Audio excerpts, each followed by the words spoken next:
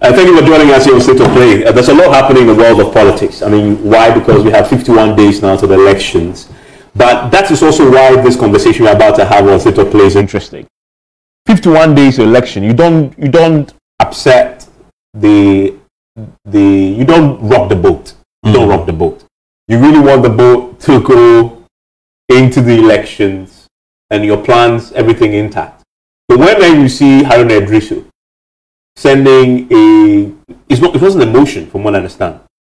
Yeah, well, it looks asking the speaker to rule on the 4 MPs, sitting MPs. I mean, it was supposed to be a motion to be debated, but Ato Forson found himself, found a way of bringing it up.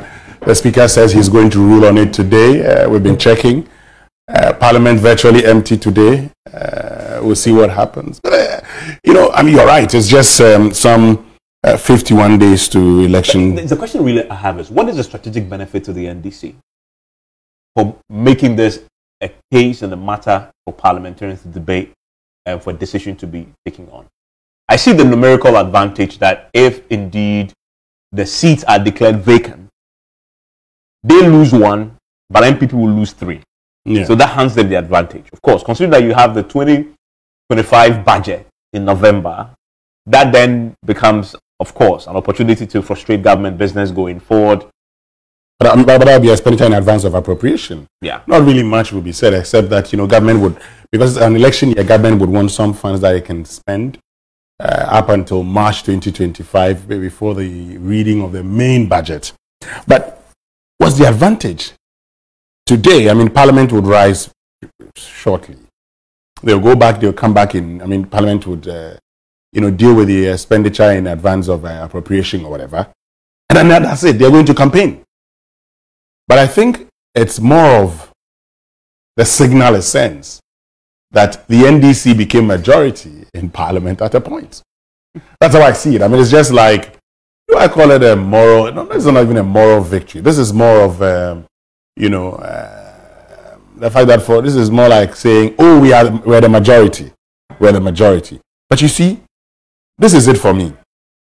If Speaker Alban Sumana Kingsford Bagby were to rule and uphold and say a motion upheld, okay? You know what that means, Evans? Tell me. It means Parliament actually has to reconstitute its committees. Is that something they can do right now? It's too close to the election. I don't see how this inures to, of course, I see the numerical advantage, but with 50 days to go before an election, the advantage isn't, well, I mean, also the fact that if you have, so in effect, NDC will now have 276. Yeah. MPP will now have 200 and what? No, and you have 136. Sorry, 136. And MPP would have 135. 35, of course. Yeah. Of course. Yeah. So every business, you have the majority. The NDC will have the majority in the House. Okay. So that obviously is an advantage. That's the point you make. And then, of course, you get to control government business. In anything else that Parliament will do. You get to frustrate government business. You get to frustrate government business. You have the numerical advantage. But for this particular constituencies in question, these sitting MPs, having now lost their seats, as in essence, they can also go to Parliament to represent their people. So you see, the problem here is the Constitution. I don't know why Haruna Idrisu chose to bring it up at this time. But it's also good for him. I mean, as a man who's been in the past accused of a thing or two, it's good that today we're talking about something that was initiated, started by Haruna Idrisu, former minority leader. We know the circumstances under which he was removed as minority leader. So if he comes out then and says, oh, this is what I want us to do, fine, not a big deal. But look, what does the Constitution say? And this morning we're having a conversation on the Super Morning Show. Professor Kofi Abochi. The idea is that once you're voted for as a member of Parliament and you are at a particular side, you don't move from that side to another side. Okay? So if you are voted for by a political party, you cannot say you've actually left your party to another party and representing the same people. And Evans, this was to prevent the issue of the 1960s, okay? where we know that some members defected to the CPP. They had been voted for on a different political party's ticket. They got to Parliament and then decided to join Kwame Nkrumah's CPP. So the decision was that, okay. So that's a historical antecedent behind this clause in the Constitution. So going forward, let us put in place mechanisms to prevent that situation from happening. And so if you realize, when Kofi Asante resigned from Parliament, but in the case of Kofi Asante, he decided to resign from Parliament. He didn't indicate that he wanted to cross over to the next side, even though in 2020, having resigned from Parliament, he subsequently became the NPP's parliamentary candidate for Amenfi West, where he was as an NDC member of Parliament. So we put that one aside. But in 2006, and I remember this clearly because at the time when he had Idris Husseini coming to Parliament, he came to Parliament for the first time in 2006. And this is how he got to Parliament. He got to Parliament because Professor Wayo Seni, who, until his decision to defect to the NDC, at a point in time was vice chairman of the NPP. But following the murder of Yana Yakubu Andani, he said, and the Andanis at the time had accused the government of being complicit in all of this. So he then decided that he was going to cross carpet to the NDC. When he, as an Andani, when he got to the NDC, he was made the parliamentary candidate for the NDC, for Tamale Central, right? He won that seat, but then in 2006, he decided that he was going to leave the NDC side, minority side, and cross over to the NPP side. And I remember, was it Alban Bagbing, if my memory serves me right? Who probably reminded him that, well, you cannot do so. So they declared a by-election. The NPP did not contest that by-election. It was, so Professor Wayo Seni contested as an independent candidate. And it was that by-election that actually brought Idris Husseini to Parliament. So that's what happened. Because in his case, he said he wants to go to his mother party and attempted a crossover from the minority to the majority. These people, my understanding of the spirit of the law, these people are not trying to move away from the group that they work with, okay? They have decided to stay there. And this morning on this own issue, Nakomia was talking about the fact that, if you leave, and some have interpreted leaving, to mean that once the party sacks you or you leave the party. You remember when the Supreme Court, when they went to court over whether the first deputy speaker could vote while presiding, the Supreme Court indicated that in order that in future you don't have a situation where somebody uses this as a way of denying an elected member of Parliament the chance to represent his people, the first deputy speaker can vote. That was not what the Constitution intended. It means he can vote. Now, this is my understanding, and I had a conversation with Professor Kofi Abuchi this morning. Once the person has decided to remain with his side, he hasn't done anything. When they say remain with his side? He's not changed sides. Because you see, the Constitution is in the Parliament, the Parliament that you are in. Okay, so let's read the clause. Read the clause. Is it G or so? It says 97. A member of Parliament, so 97. In fact, there are a series of clauses that apply to this. 97(1) says, a member of Parliament shall vacate his seat in Parliament, right? For the relevant part. D, and I think the D is important. If he is expelled from Parliament after having been found guilty, no, not that one. G. If he resigns, right? If he resigns office as a member of Parliament, if he leaves the party of which he was a member at the time of his election to Parliament to join another party, or seeks to remain in Parliament as an independent member. So the second part of this, but he's not going to be in Parliament as an independent. Wait. He's still with his political party. If or seeks to remain in Parliament, he seeks to remain in Parliament as an independent member. So in this case, say for example, the Cynthia Mamley, right? Agona West. She is in Parliament. She's a member of Parliament on the ticket of the NPP. She now decides that I want to remain in parliament, but this time as an independent candidate. She doesn't want to remain in this parliament. She wants to remain in the next parliament. She wants to go in the next parliament as an independent candidate. So you see, it's a future. So what she's trying to do is a future. So it's not for the present parliament. No. That's my understanding. And when I get your point. So the point there for those who argue that they are not caught by this constitutional clause, in essence, is to say, in this parliament, he is a member of parliament on the ticket of the MPP. MPP, yes, she is. If this parliament life expires, if she wins, and that is an if, there's no guarantee that she wins. She wants to now run. She hasn't resigned from the party. No. Neither has she been expelled. And that is why the party is silent.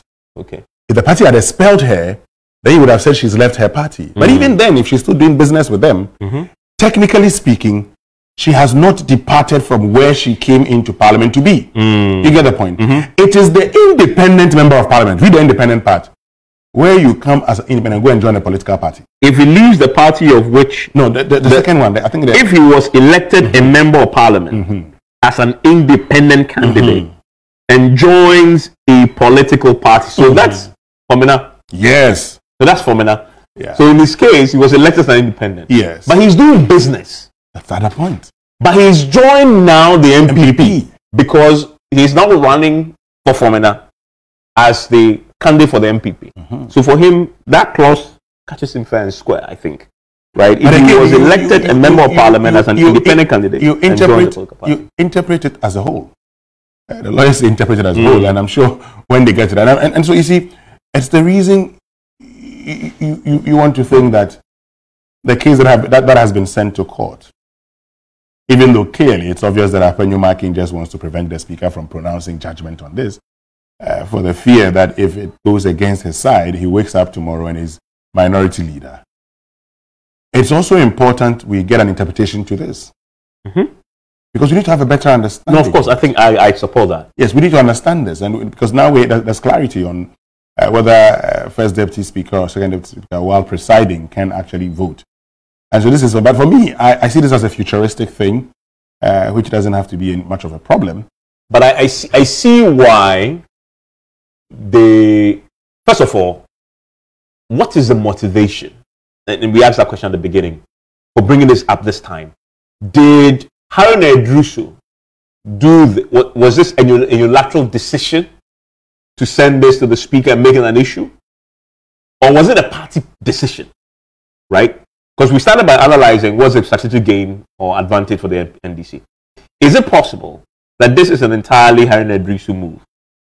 Well, it's possible. And that, it emanated from him. He probably felt that they had an opportunity to be majority before, the tenure of this parliament ends. But also, if you are Haruna Idrisu, and this is it for me, politically, it's a wise move for Haruna Idrisu. And because today, the man whom at a point in time, was criticized by his own party, there's some persons who felt that he could not be the one to, advocate on behalf of the party, all of those issues.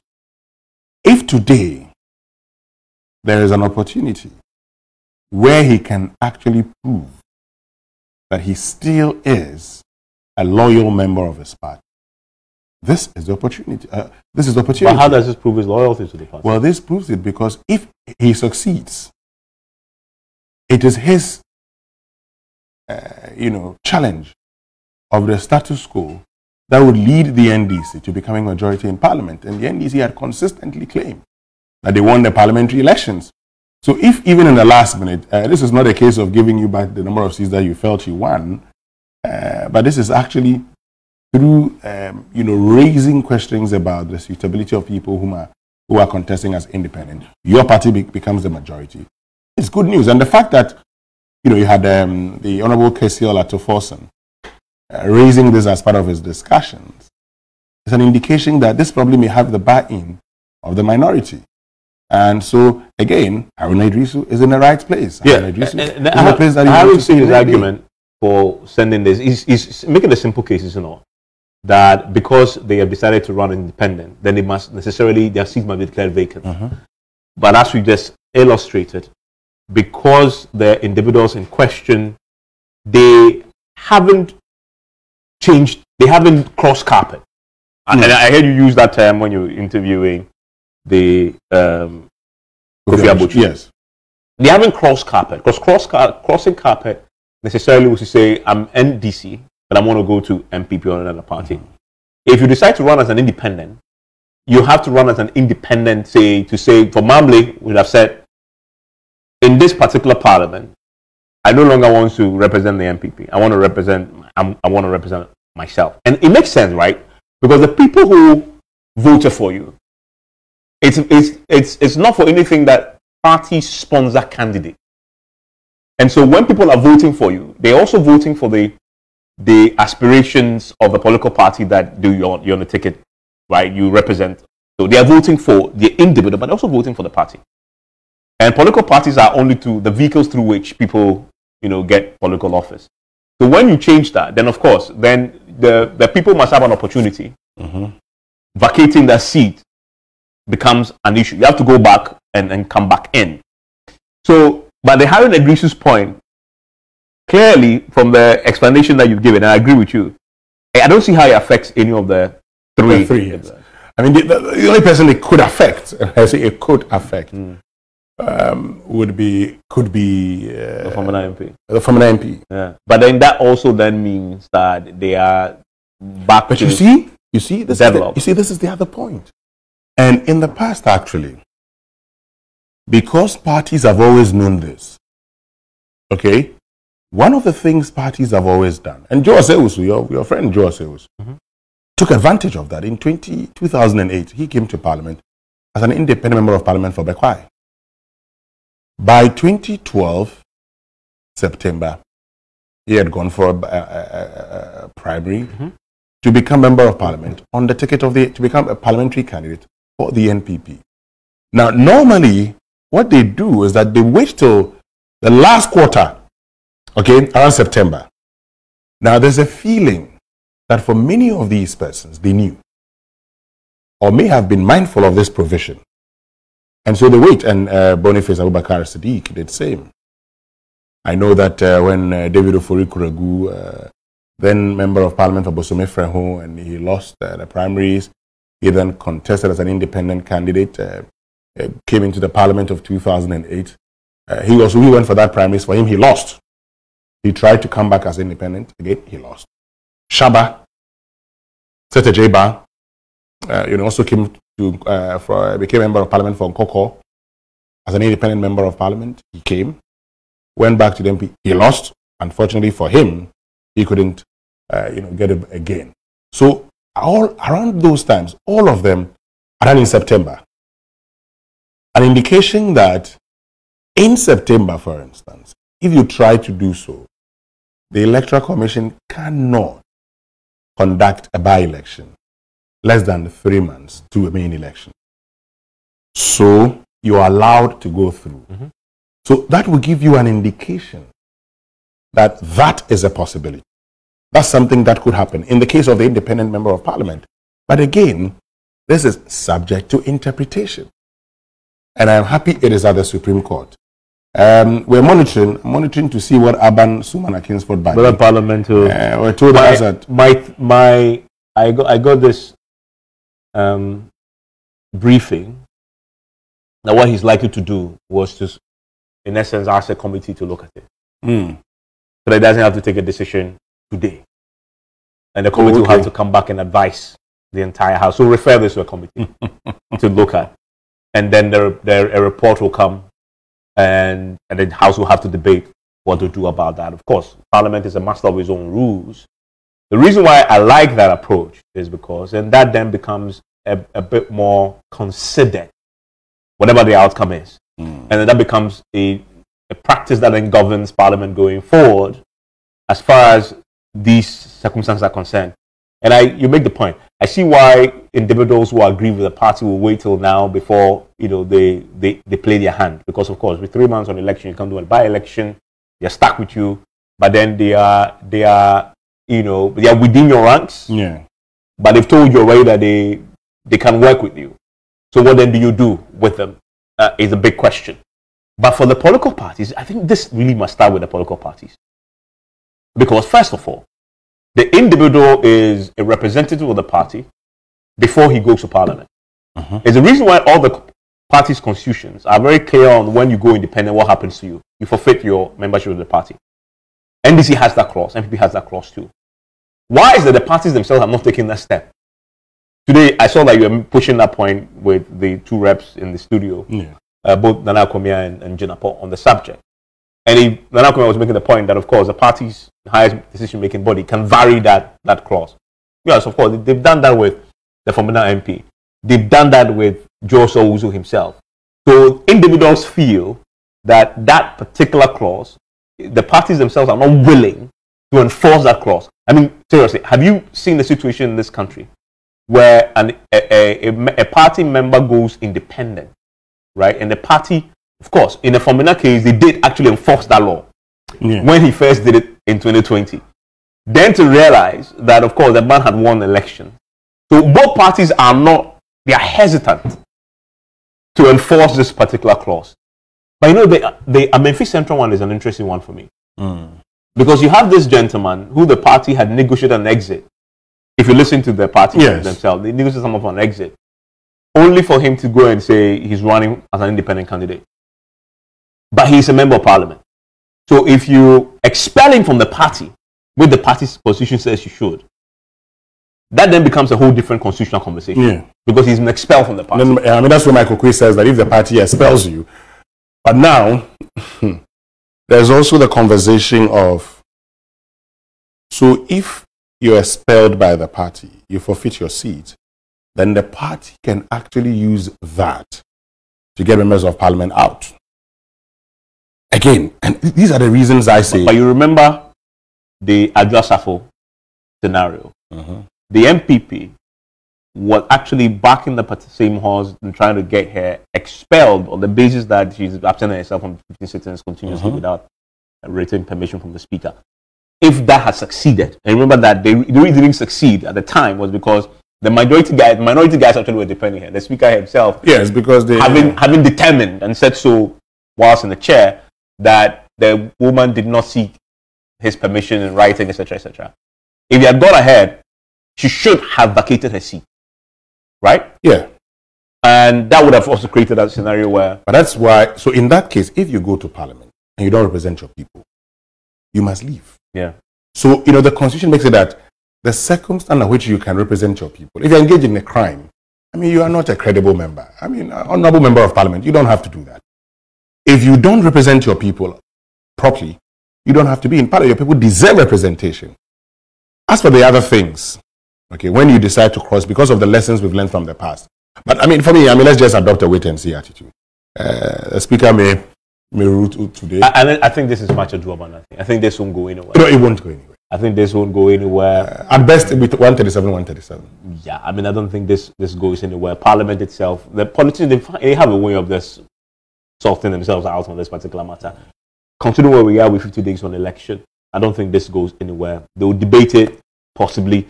In fact, if it goes to a committee, if the speaker, of course, will have to give them a certain time frame to return with a report. When that report comes, whether Parliament itself has a carry to debate it or not. I mean, there are plenty of issues that they've left without debating. Anyway, enjoy the rest of your day. We'll see you next week.